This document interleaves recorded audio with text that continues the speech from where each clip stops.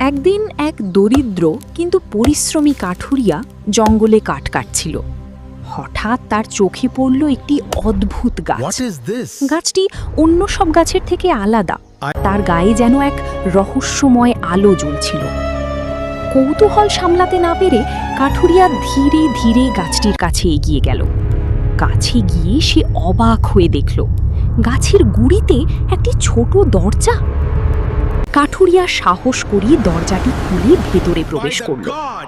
ভেতরে ঢুকি সে হতবাক।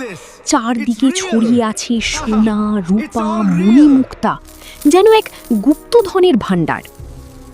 কাঠুরিয়া খুব বেশি লোভ না করে শুধু একটি বস্তা ভর্তি স্বর্ণমুদ্রা নিয়ে বাড়ি ফিরে এলো।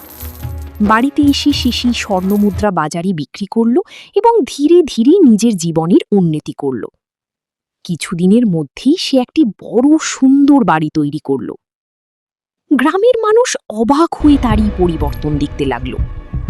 কিন্তু গ্রামেরই এক লোভী ব্যক্তি এই ঘটনা দেখে লোভে পড়ে গেল। সে ভাবল, আমি যদি যাই তাহলে আরও বেশি ধন সম্পদ নিয়ে আসতে পারব। পরদিন সে জঙ্গলে গিয়ে একই গাছ এবং দরজাটি খুঁজে পেল। সে দ্রুত দরজা খুলে ভেতরে ঢুকল। ভেতরে ঢুকে সে দেখল সোনার স্বর্ণমুদ্রা চারদিকে ছড়িয়ে আছে। কিন্তু এবার সে থামল না।